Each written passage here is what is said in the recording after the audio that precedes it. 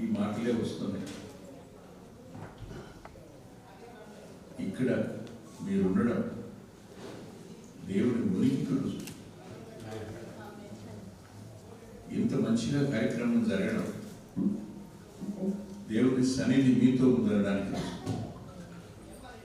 దేవుడు తన పిల్లల్ని మర్చిపోడు అన్నది వాస్తవం. కానీ ఈ రోజున నేను మిమ్మల్ని మెచ్చుకోదలుచుకోలేదు, నేను తిట్టడానికి తీర్మానం చేసుకున్నాను. ఎలా మీరు ఇప్పటి వరకు చప్పట్లు కొట్టారు, ఇప్పట్లో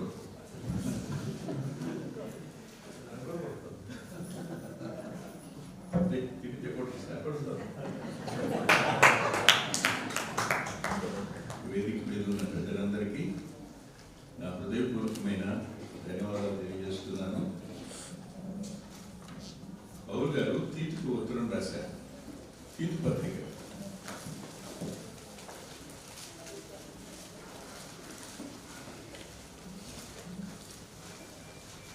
2వ అధ్యాయం 13-14 వచనాలు అందరికీ కలిసి చదువుకున్నారు. అందరూ బైబిల్ ఉన్నవాళ్ళు ఓపెన్ చేయండి. తీతు పత్రిక 2వ అధ్యాయం 13-14 వచనాలు. అనగా దేవుడును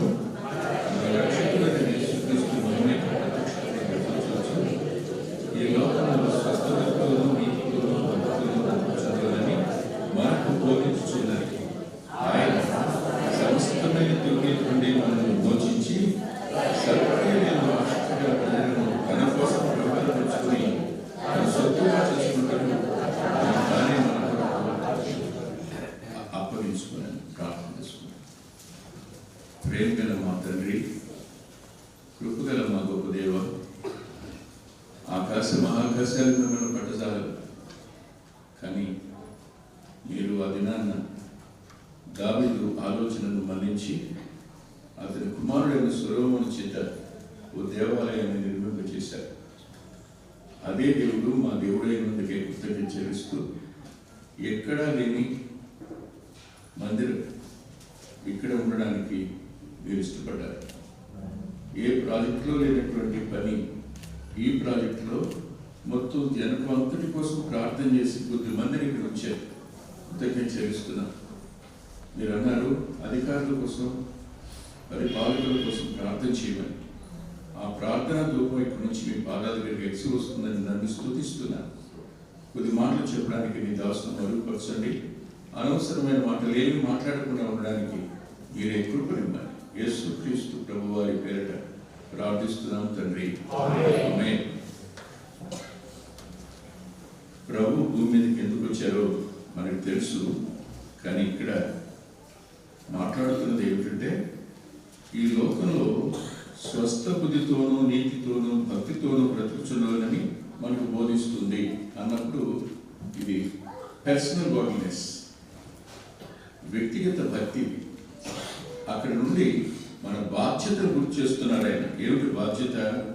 ఆయన సమస్తమైన దుర్నీతి నుండి మనల్ని విమోచించి సత్క్రియలను ఆసక్తి గల ప్రజలను తన కోసం పవిత్రపరుచుకొని తన సొత్తుగా చేసుకుంటే తను తాను మన కొరకు. ఇక్కడ దుఃఖం వచ్చింది. అదేమిటంటే దుర్నీతి నుంచి మనల్ని ఎందుకు విమోచించాడు? తన రక్తం చేత మనల్ని ఎందుకు పవిత్రపరిచాడు? తన సొత్తుగా ఎందుకు చేసుకున్నాడు? ప్రభువుని నమ్మిన ఒక విశ్వాసికి మూడంతల విషయం చెప్పబడింది ఇక్కడ. దుర్నీతి నుంచి విమోచించబడినవాడు, పవిత్రపరచబడినవాడు, దేవుని సొత్తుగా మార్చబడినవాడు. అంటే దేవుని యొక్క ఆస్తి భూమి. దేవుడు పవిత్రపరిచాడు, దుర్నీతి నుంచి విమోచించాడు. ఎందుకు అంటే మనం సత్క్రియల ఎందు ఆసక్తి గల ప్రజలుగా ఉండాలని ఆయన తను అప్పగించుకున్నాడు. లోకాన్ని ప్రేమించాడు. కానీ అందులో ఒక భాగం ఏంటంటే ఎవరు ప్రభువుని నమ్ముకున్నారో, మారు మనసు పొందారో అలాంటి వారు సత్క్రియ చేయడం కోసం దేవుడు తాను అప్పగించుకున్నాడు. ఇక్కడ సత్క్రియ అనే మాటకు అర్థం ఏమిటి? మంచి పని అంటే అందులో ఏముండదు,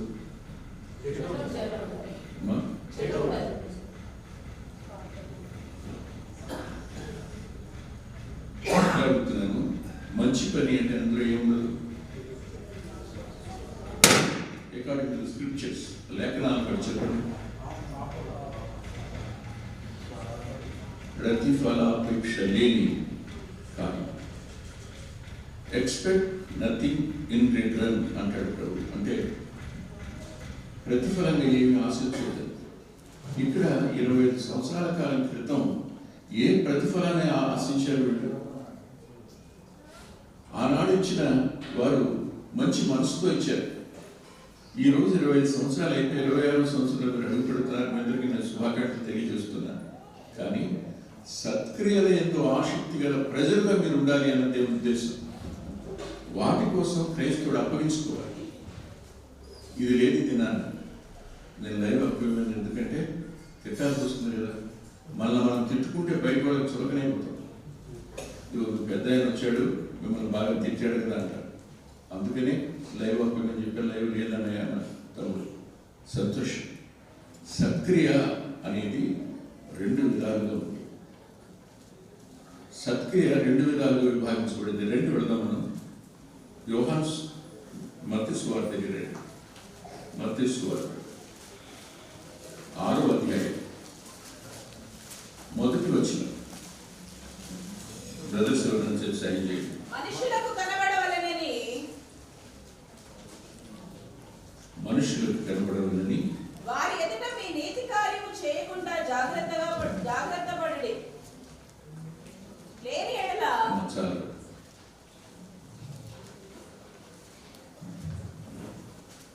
ఈ మాట మనుషులకు కనబడవలని వారి యొక్క నీతి కార్యాలు చేయకుండా జాగ్రత్త పడండి. నీతి కార్యం అనేది సత్క్రియ. అది మనుషులకి కనబడకుండా, అంటే కుడి చేతితో ఇచ్చింది ఎడమ చేతికి తెలియకూడదు. అంటే ఎలా జరగాలి సత్క్రియ? చెప్పండి. పరలోకానికి మాత్రం చెల్లింపు చేయాలి. చూడండి 3వ వచనంలో ఏమన్నాడు ఆయన? అరే నీ ఆత్మ వెలుగు ఉంది, నా ఆత్మ వెలుగు ఉందిరా. నువ్వు కొంచెం ఎక్కువ ఎంతూజియాస్టిక్గా చదువుతున్నావు కదా, నేనే చదువుకుంటాను. నీవైతే ధర్మం చేయనప్పుడు నీ ధర్మం రహస్యముగా ఉన్న నిమిత్తము నీ కుడి చేయి నీ ఎడమ చేతికి తెలియకుండా అన్నాడు. రహస్యంగా ప్రతి క్రైస్తవుడు చేయవలసిన సత్క్రియ. మరి దీనికి నేను మరో వచనం చూపిస్తాను. 5వ అధ్యాయంలో, అదే మత్తయి సువార్త 16వ వచనం చూడండి. మనుషులు మీ సత్క్రియలను చూచి పరలోకమందున్న మీ తండ్రిని మహిమపరిచినట్లు వారి ఎదుట మీరు ప్రకాశింపనీయుడి అన్నాడు. 5:16కి 6:1కి మధ్యలో ఎంత వ్యత్యాసం కనపడింది? మనుషుల ఎదుట మీ సత్క్రియ, వారి కనుల ఎదుట ప్రకాశించడం. అంటే ఇది ఎలా చేయాలి? ఇది రహస్యంగా చేయాలి. ఇది ఎలా చేయాలి? నేడు క్రైస్తవులలో జరుగుతున్న బాధకరమైన సంగతి ఏమిటంటే, రహస్యంగా జరగవలసిన వాటిలో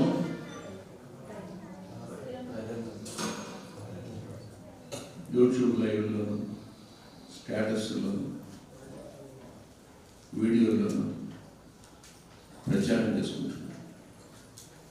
కానీ ఏది బహిరంగంగా జరగాలో దాన్ని మాత్రం రహస్యంగా చేస్తున్నారు. ఇది నేను క్రైస్తవ దౌర్భాగ్యమైన పరిస్థితి. అవును, మనం ఆయన సొత్తు అయినప్పుడు మనకున్నది ఎవరిది? ఆయనే కదా. మరి ఆయన కోసం ఖర్చు పెట్టేటప్పుడు మనం గొప్పగా చెప్పుకోవడానికి ఏం మిగిలింది? నాన్న మనకు ఆస్తి ఇచ్చాడు, నాన్న కోసం మనం దాన్ని ఖర్చు పెడుతున్నాం. దానికి నేను చాలా గొప్పగా చేశానని చెప్పడానికి ఏమనుందా? అది ఆయన కాలం అయింది, ఆరోగ్యం అయింది, బలమైనది, ఆయుష్ ఇచ్చింది ఆయన.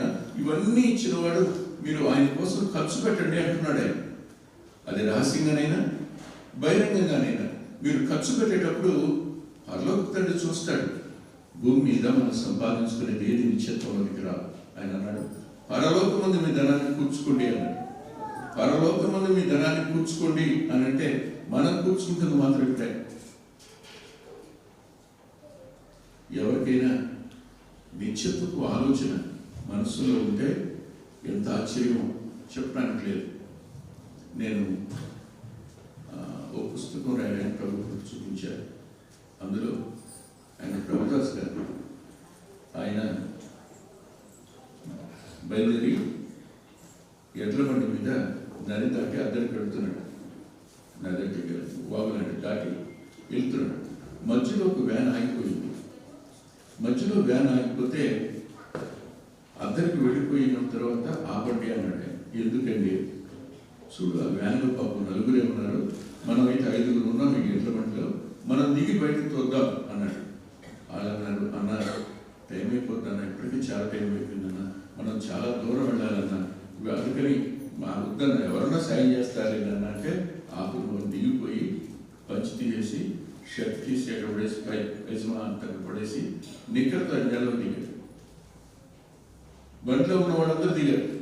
వచ్చి ఆ జీపుని ఒడ్డుకు నెట్టిన తర్వాత అన్నమాట ఏంటంటే, అయ్యా దేవుళ్ళగా వచ్చావయ్యా అంటే, అమ్మ నేను దేవుడు కాదు, దేవుడు పంపితే వచ్చాను. అప్పుడు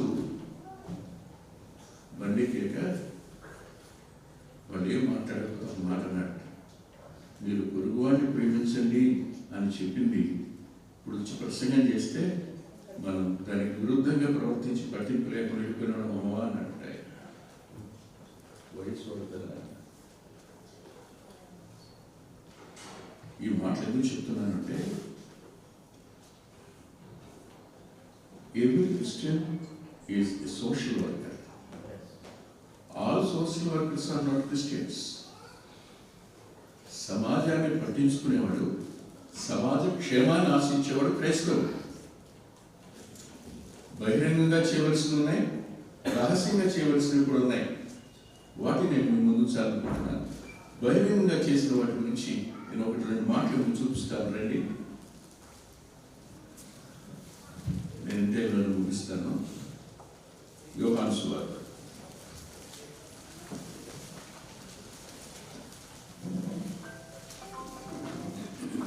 సువార్త 12వ అధ్యాయం 1వ వచనం చదువుతున్నాను. కాబట్టి యేసు తాను మృతుల నుండి లేచిన లాజరు ఉన్న బేతనీయకు పస్కా పండుగకు 6 దినముల ముందుగా వచ్చెను. అక్కడ వారు ఆయనకు విందు చేసిరి. నేను ఇక్కడి నుంచి మిమ్మల్ని 11వ అధ్యాయంలో 3 నిమిషాలు తీసుకుని పెడతాను. మొట్టమొదటిసారి ప్రభు బేతనీయకు వచ్చారు. బేతనీయలో ఒక ఆవిడ ఆయన లోపలికి పిలిచి ఆహ్వానించి, ఆమె పేరేంటి? ఆ ఇల్లు ఎవరిది? రాసుంది, అది మార్త ఇల్లు అని రాసుంది. అది మార్త ఇల్లు. తనకి పిలిచింది. పిలిచిన తర్వాత ఆ ఇల్లు ఏమైనా సత్సంబంధాలతో నిండి ఉందా? సడుగులు లేకుండా ఉన్నాయా? ఏం లేవు. అక్కడ ఆమె వచ్చి ప్రభుని అంటుంది, నా చెల్లి నన్ను విడిచిపెట్టి మీ పాదాల దగ్గర కూర్చుంది, మీకేం చింత అనిపించడం లేదా అని. ఆడవాళ్ళకి 2 అలుసు లోకువ. ఒకటి పైన ఉన్నవాడు, రెండవది కట్టుకున్నాడు. పిలిచింది ఆవిడ. లోపలికి వచ్చిన తర్వాత భోజనం పెట్టమని నేను అడగాల. ఆమె పెట్టడానికి సిద్ధపడి వెళ్ళిపోయింది. అది సత్క్రియ, మంచిగా చేస్తుంది. కానీ మధ్యలో ఏమొచ్చింది? ఆయాసం వచ్చింది కదా. ఓకే. రెండవది మరియా ఆయన పాదాల దగ్గర కనపడం దగ్గర చూసిన. మూడవది మొట్టమొదటిసారి ప్రభు బేతనీకి వెళ్ళినప్పుడు లాజరస్ కనిపించడం. ఇద్దరే కనపడతారు. మీరు ఊహిస్తే ఆ ఇంట్లో 3 విధాలైన మనుషులు ఉన్నారు. ఒకటి సత్క్రియ చేయాలని ఆశ ఉంది, కానీ ఎదుటి వారి మీద కష్టం పెట్టుకుని దేవుణ్ణి అనేటువంటి తత్వం ఒక ఆమెలో ఉంది. రెండో ఆమెలో పాదాల దగ్గర కూర్చొని మౌనంగా ఉంది. అక్కన్న మాటలకు కూడా ఈ జవాబు చెప్పలేదు, మౌనంగా కూర్చుంది. మూడోది ఆయన లేడు. కానీ ఒక రోజున ఎవరైతే లేడో ఆయన జబ్బు పడ్డాడు. ఆ కబురు ప్రభు దగ్గరికి వచ్చింది, నీవు ప్రేమిస్తున్న లాజరు రోగి అయ్యాడు. రోగి అయ్యాడు అనే మాట విన్నప్పుడు సహజంగా ఏమనిపిస్తుంది? చూడడానికి వెళ్ళాలి కదా, కానీ వెళ్ళలేదు ప్రభు. ఎన్ని దినాలు అయిందో తెలియదు, రోగంతో 2 రోజులు బాధపడాడో తెలియదు. ఒకరోజు చనిపోయడానికి కబురు కూడా వచ్చింది, అయినా రాలా. రోగం వస్తే రాలా, చనిపోయాడంటే రాలా, సమాధి కార్యక్రమానికి కూడా రాలేదు. ఎలా ఫీల్ అవుతాడు? చాలాసార్లు క్రైస్తవులను మీ దేవుడు అన్నారు కదా, మీకు ఈ కష్టాలు ఏంటి, మీ దేవుడు గొప్పవాడని చెప్తారు కదా, ఈ బాధలు ఏమిటి మీకు, మాకేం లేవే, ఏటైనా రాలేదే, ఎన్నిసార్లు మీ ఇంటికి వచ్చాడు, ఎన్నిసార్లు మీ ఆతిథ్యం తీసుకున్నాడు, ఈరోజు ఎక్కడికి వెళ్ళిపోయాడు? అంతేనమ్మా, మీరు నమ్ముతారు, మోసపోతారు అని పలికేటువంటి సంగతి. కార్యాలు ఆలస్యమైనప్పుడు లోకం నిందించే అవకాశం 100% ఉంటుంది. కానీ ఆయన ఆలస్యం చేశాడు అంటే అందులో మనం ఎరగని గొప్ప సంగతి ఉంది. ఆయన వచ్చారు కదా. కానీ ఇక్కడ మాట చెప్పాలి, ప్రభు యొక్క దైవత్వంలో మనం కష్టాలకు అప్పగించి చూసి సంతోషించే వ్యక్తిత్వం కాదు. That is not at all divine quality. ఆయన వచ్చి వాడు బాధపడితే వారితో కలిసి బాధపడ్డాడు, వాడు ఏడిస్తే వారితో కలిసి ఏడ్చాడు. ఇంకాసేపటికి లాజరును బతికిస్తాడని తెలియడానికి తెలుసు. ఈ ప్రభు ఎవరు అంటే నీ యావత్ బాధలో పాల్గొంటారని యెషయా గ్రంథంలో రాయబడింది. మన బాధలన్నింటిలో నువ్వు బాధపడుతున్నప్పుడు, దుఃఖపడుతున్నప్పుడు, వేదన చెందుతున్నప్పుడు ఆయన నీకు సాటివాడిగా, నీ తోటివాడిగా, ఇమానియల్గా ఉండి నీ బాధను పంచుకుంటాడు ఆయన. కానీ ఒకరోజు తప్పకుండా పరిష్కారం చేస్తాడే. వచ్చాడు, పరిష్కారం చేశాడు కదా, బ్రతికాడు రాజు. జరిగిన తర్వాత ఏమైంది చూడండి దయచేసి. యోహాను సువార్త 11వ అధ్యాయంలో 43వ వచనం. కాబట్టి మరి వద్దకు వచ్చి 45వ వచనం. మరి వద్దకు వచ్చి ఆయన చేసిన కార్యమును చూసిన యూదులు అనేకులు ఆయన యందు విశ్వాసం ఉంచిరి. నీ జీవితంలో ఆలస్యంగా ఏం జరిగినా నీవు మాత్రం దేవుని మీద ఆధారపడాలి. ఆయన ఎప్పుడు ప్రశ్నించకూడదు. ఆయన ఇలా చేశాడు, అలా చేశాడని అనవసరమైన మాటలు మనం పలకూడదు. ఆయన మహోన్నతుడు, మనం అల్పకాలం ఉండే మనుషులు. మన కోసం తన ప్రాణం పెట్టడం కంటే గొప్ప కార్యం లేదు. మనల్ని నమ్ముకునేట్టుగా ఆకర్షించడం కూడా దేవుని కార్యమే. ఒక వ్యక్తి ప్రభువును నమ్ముకోవడం అనేది చిన్న విషయం కానే కాదు. అది పరలోకం చేసిన అద్భుతమైన కార్యం కాబట్టి మనం ప్రభు దగ్గరికి రాగలిగాం. మర్చిపోకండి, ఇక్కడికి వస్తాను. ఇప్పుడు అనేకులు నమ్మారు. ఆలస్యానికి అర్థం ఏంటి? దేవుని మహిమ కలిగే కార్యం. కానీ ఇప్పుడేం చేశారు? 12వ అధ్యాయంలో విందు చేశారు అన్నారు. బహుశా ప్రభు వస్తే ఇంటికి ఎంతమంది వస్తారు? కనీసం నేనే మీ ఇంటికి వస్తానమ్మా అని అనుకోండి. భోజనానికి రెండు అన్నయ్య, నేను ఎవరు వస్తాను కదా నాతో పాటు? శ్రీనివాస్తో పాటు తమ్ముడు కొడుకు డ్రైవ్ చేసేవాడు, లేకపోతే నా బాగుంది, మేము నలుగురు వస్తాం అనుకుంటారు. కానీ నేను ఇక్కడ ఉన్న వాళ్ళంతా రెండు రోజులు వీటికి వస్తే మీరు ఎలా కలుగుతారు? చాలా హ్యాపీగా కలుగుతారు.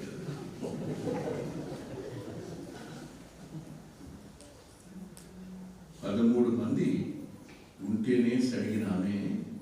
ఇంత జరిగిన తర్వాత ఆమె ఎలా ఉందో తెలుసా మీకు? చూడండి, మార్త ఉపచారం చేసిన 12:2 ఏమొచ్చింది చెప్పండి?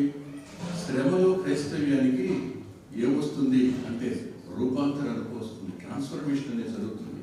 ప్రభు యొక్క రూపంలోకి, ప్రభు యొక్క గుణలక్షణాల్లోకి మనం మార్చబడతాం. ఆయన దీర్ఘశాంతుడు, ఆయన దయాళుత్వం కలిగిన వాడు, ఆయన సహించే వ్యక్తిత్వం మనం మార్తలో చూస్తాం.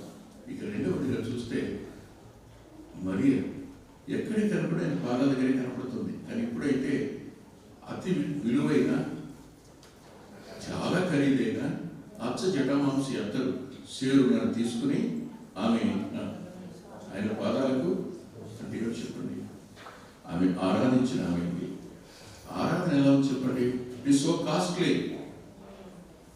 ఆ ఆరాధన ఆ ఇల్లంతా నిండింది అనే వాసన కదా. అంటే మన వ్యక్తిగత జీవితాలు వెలుగును చూపించేవి, వెలుగును ప్రకాశించేవి ఉంటే తప్పనిసరిగా అనేక మంది ప్రభు ఎవరో తెలుసుకుంటారు. వారు మరణం నుంచి జీవులోనికి దాటిన వారు అవుతారు. వారు మనశ్శాంతి కలిగిన వారు అవుతారు. ఎంత స్థానంలో ఉన్నా, ఏ స్థాయిలో ఉన్నా మనిషి మనశ్శాంతి కలిగిన వాడుగా లేడు. నేను శాంతిగా సమాధానంగా ఉన్నాను ఎవరు చెప్పలేదు. ఒకసారి టీవీ కార్యక్రమం అయ్యాక ఫోన్ వస్తున్నాను. అన్న మీతో వచ్చేది మాట్లాడవచ్చు, మాట్లాడాలి, పర్వాలేదు అన్న, అన్నీ ఉన్నాయన్నా, కానీ శాంతి లేదు, చచ్చిపోవాలనిపిస్తున్నాను నాకు. మా ఇల్లు ఇప్పుడు అధికారంలో ఉన్నవాడు తాలూకా ఫోన్ చేస్తే ఏమైనా జరుగుతాయి, కానీ మా ఇంట్లో మాత్రం కుటుంబంలో నెమ్మది లేదు. గృహాలకు సఖ్యత లేదు, సమాధానం లేని గృహాలు ఇవి అన్న. మేము రియల్ అన్టచబుల్స్ మేము. మా దగ్గరికి కరపత్రం కూడా కూడా ఎవరు రావట్లేదు. మేము పురాతనమైన రాజాంతరంలో ఉన్నట్టుగా ఉన్న మా పరిస్థితి అని చెప్పుకునే చెల్లెళ్ళు ఎంతో మంది. ఆలోచించండి, ఇలాంటి వారికి మనం ఏమవ్వాలి? చూడండి, ఎఫ్సి పత్రికలు ఏమో చెప్తాడు, మీ వెలుగులో ప్రకాశించనివ్వండి అన్నాడు కదా ఆయన.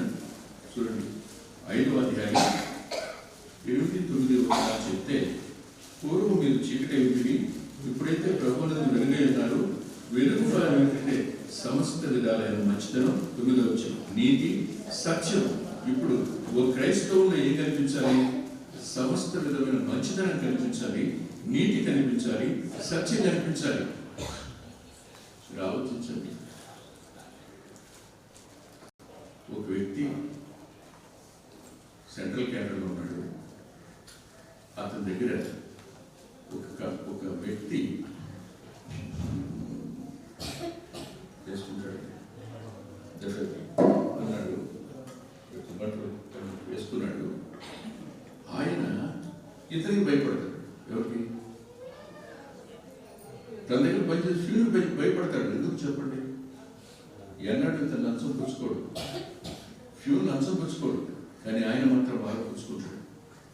ఇతను చూసినప్పుడల్లా అతని మనసు గాయమవుతుంది. ఏమీ లేనివాడు, తక్కువ జీతం ఉన్నవాడు వార్తలు లంచం పుచ్చుకోకపోవడానికి నేనేమో పెద్దవాడిని, మరి నేను పుచ్చుకుంటున్నాను అని ఏమవుతుంది చెప్పండి? వారి మనస్సాక్షి మేలుకోదా? మేలుకుని వారు మంచిగా బ్రతకడానికి ప్రేరేపించబడ్డారు. అందుకే అన్నాడు, మీ వెలుగును ప్రకాశింపనివ్వండి. ఇంత ఖర్చు పెట్టాలా? ఇవాళ 20 సంవత్సరాల కోసం ఇంత అరేంజ్మెంట్ చేయాలా? ఇవన్నీ ఎందుకు చెప్పండి? బహిరంగంగా చేయవలసిన పనులు. బహిరంగంగా చేసిన ఈ పని వల్ల ఏం జరిగిందో మీరు చూడండి ఒకసారి. 12వ అధ్యాయం యోహాను సువార్త 10వ వచనం, అతనిని బట్టి యూదులలో అనేకులు తమ వారిని విడిచి 11వ వచనంలో విశ్వాసం ఉంచినని రాశాడు. 11వ అధ్యాయంలో 12వ అధ్యాయంలో ఉన్నటువంటి వచనం ఏంటి? విడిచి విశ్వాసం ఉంచి. విశ్వాసం ఉంచి విడవలసిన వాటిని విడవనప్పుడు we're not at all Christians. మనలో మంచితనం కనిపించదు, మనలో నీతి కనిపించదు, మనలో ఆ ప్రేమ కూడా కనిపించదు. కేవలం నటనలాగానే ఉంటుంది అంతవరకు. కానీ అది కాదు ఆయన చేస్తుంది. దీనివల్ల అంటే కనిపించే సత్క్రియ వల్ల ఒక జనాంగం జన్మిస్తారు. రేపు ప్రభులాగా బ్రతకడం కోసం ఓ సంఘం రాబోయే కాలంలో ఉంటుంది. ఆ రోజున బ్రదర్స్ అందరూ కష్టపడి నిర్మించినప్పుడు ఇక్కడికి ఓ 10 సంవత్సరాల కంటే 20 సంవత్సరాలకి ఓ వ్యక్తి వస్తాడని కానీ, అతనికి భారం ఉంటుందని కానీ, అతనందరినీ కలుపుకుంటాడని కానీ, వారందరినీ నడిపించడానికి తన సాధన అవుతాడని వారికి తెలియదు, కానీ దేవుడికి తెలుసు. ప్రారంభం చివరే కావచ్చు, కానీ ముగింపు మాత్రం ఆశీర్వాదకరంగా ఉంటుంది. ఏ వ్యక్తి అయినా ప్రభులాగా బ్రతకడం నేర్చుకుంటే ఆ వెలుగు అనేకుల కన్నులను తెరిపిస్తుంది. ఇది బహిరంగంగా చేయవలసింది. మీరు చాలా ఖర్చు చేశారు. ఎంతమంది వచ్చారు అంటే అనేకులు అనే పదం మనం చదువుకున్నాం. అప్పుడు 13 మందికే సనుక్కున్న ఆవిడ అనేకులకు నమ్మకంగా పరిచయం చేసిన ఆమెకి ట్రాన్స్ఫర్మేషన్. ఈమె త్యాగం చేసిన ఆమెకి అతను ప్రభు సన్నిధిని విడిచిపెట్టుకున్న ప్రభు ప్రక్కనే ఉన్న వాళ్ళు లాజరు ఉన్నాడని రాస్తుంది. ఇప్పుడు నేను రహస్యంగా చేసిన దాని గురించి మాట చెప్తాను. పెడదాం దయచేసి ఈ మాట చెప్పి ముగిస్తాను. రాజులు మొదటి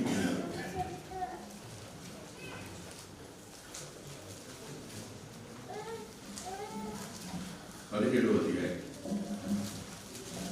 ప్రభు ఆ రోజు అన్నారు, ఏలియా వర్షం కురిపించబోతున్నాను, నువ్వు వెళ్ళి ఆహాబు చెప్పి వర్తమానం అన్నాడు. బయలుదేరి ఏలియా వస్తూ ఉండగా ఓ యవనస్తుడు ఎదురొచ్చాడు. ఆ యవనస్తుడి పేరు ఓబద్య. ఆ యవనస్తుని పేరు ఓబద్య.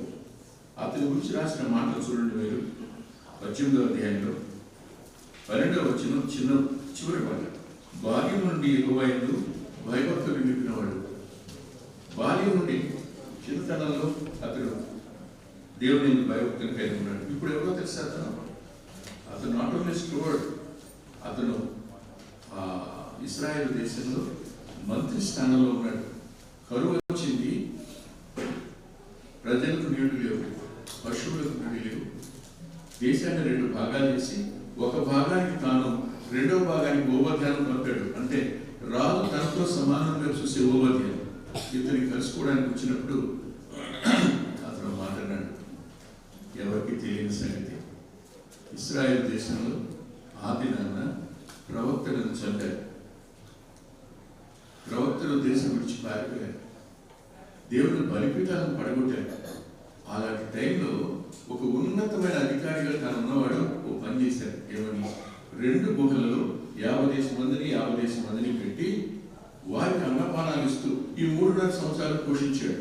ఎవరికైనా తెలుసా? ఎవరికి తెలియదు. మనం చేసేది, మనం ఇచ్చేది ప్రేమతో మనం ఇస్తున్నప్పుడు ఖచ్చితంగా వాళ్ళ జీవితాలు ఆదరించబడతాయి, ఓదార్చబడతాయి. మనం దేవుని యొక్క స్థానంలో వారిని బలపరిచిన వాళ్ళవుతాం. కష్టంలో ఉన్న క్రైస్తవు అందుకని మొదట విశ్వాస గృహానికి చెందిన వారి ఎడలా అంటాడు. ఇది ఎవరికి తెలియకూడని సంగతి. మన వంతు మనం చేయడం అంతవరకే. ఇప్పుడు ఆలోచిద్దాం ఒకసారి. తిరిగి నేను ముగిస్తూ ప్రకటన గ్రంథం దగ్గరికి తీసుకెళ్తానని. ప్రకటన గ్రంథం 11వ అధ్యాయం